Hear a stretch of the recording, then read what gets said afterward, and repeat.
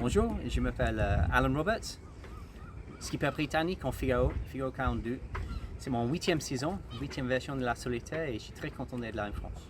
Fabien Delahaye, je suis sur le circuit Figaro principalement, ça va être ma 9e saison en Figaro cette année, je fais 6 ans de Figaro 2 et maintenant c'est ma 3e saison sur le Figaro 3.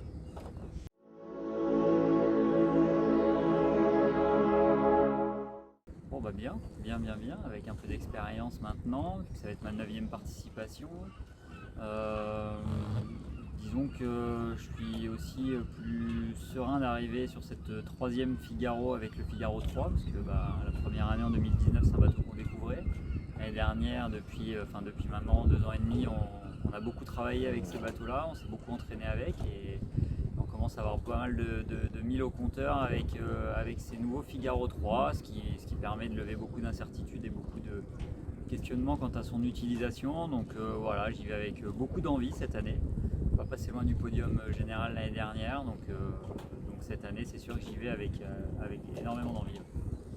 Bon, pour la solitaire des Figaro, je me prépare à Port-la-Forêt avec les pôles Finistère Course au Large. Je fais partie du groupe qui entraîne là-bas et ça fait plusieurs années que j'entraîne avec eux. Donc les entraînements c'est plutôt des speed tests, des parcours en solitaire et en double.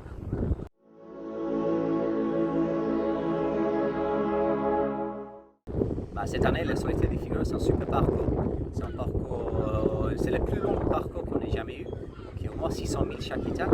Il y a vraiment des belles étapes avec des secondes traversées des baies des Gascons, deux fois, dans les retours au Fastnet et aussi des jeux dans les manches. Dans le parcours, moi je le trouve super intéressant. On revient un peu à l'historique, mais à l'image qu'on se fait de la solitaire du Figaro, c'est-à-dire des longues étapes qui alternent à la fois du côtier mais aussi des épreuves de large, enfin des sections, des tronçons de large. Et là en l'occurrence on va être servi puisque on va jouer à la fois dans des traversées de golfe de Gascogne, on va jouer à la fois en manche sur des parcours un peu plus côtiers, un peu plus courants, un peu plus effets locaux, et puis on va avoir aussi des alternances de traversées de Manche, un petit tour en mer d'Irlande. Donc on va brasser à vraiment tout le terrain de jeu de l'histoire de la solitaire du Figaro.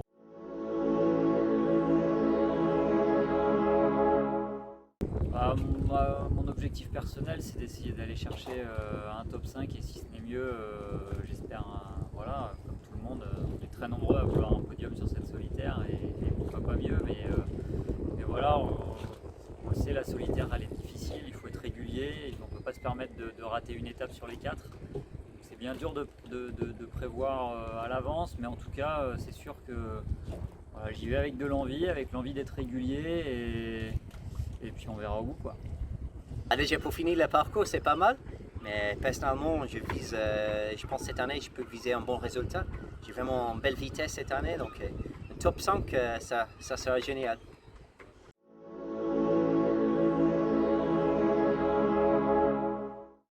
La concurrence, le niveau il est vraiment élevé cette année. Je pense qu'il y a peut-être au moins 13 bateaux qui peut gagner cette solitaire. Donc ouais, très élevé et très difficile.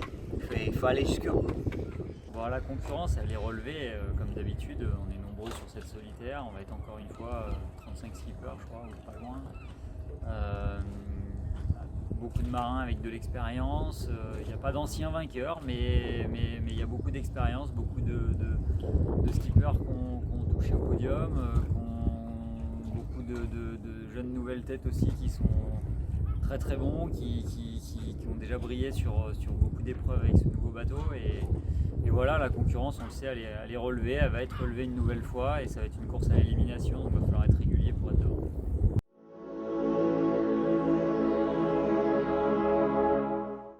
L'histoire avec NKE, j'ai beaucoup navigué avec NKE puisque ça va être c'est ma 9e saison en Figaro.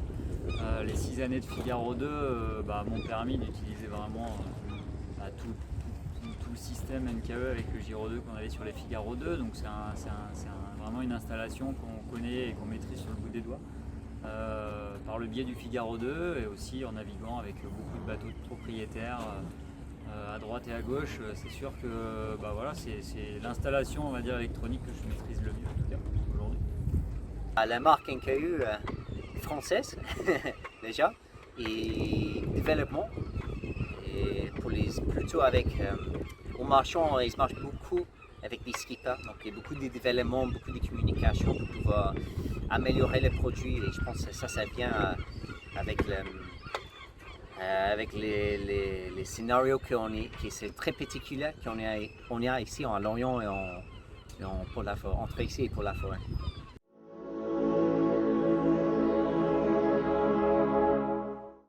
Moi, mon histoire avec NKU, ça a commencé en 2013, quand j'ai commencé à faire des Figaro. J'ai rencontré les produits NKU et je suis très contente avec. Ça marche très bien sur les pilotes et tous les écrans et les progrès de développement qu'ils ont fait là entre les Figaro 2 et les Figaro 3, c'est très intéressant.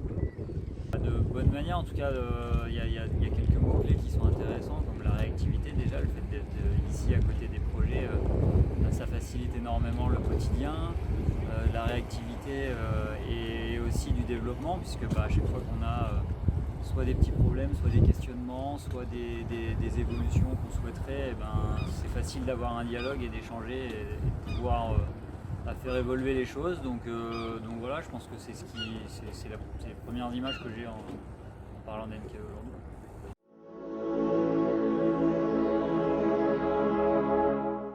Des moments, il y en a plein, hein, mais soit des belles rencontres avec des animaux marins, soit des victoires de course ou d'étapes. Voilà, c'est vraiment les premières images qui me reviennent tout de suite comme ça. Les derniers moments qui ça m'a marqué, c'est pendant le solo Concano la semaine dernière. J'ai trouvé que j'avais des vraies belles vitesses en Figaro 3. J'étais très content parce que je passe le Boyono en 9e. Et après, je double la flotte par le vent sur mon pilote et je saute en première au chaussée des sauts. Ça, c'est le dernier moment bel qui m'a marqué. J'espère pouvoir faire plus comme ça sur le solitaire cette année.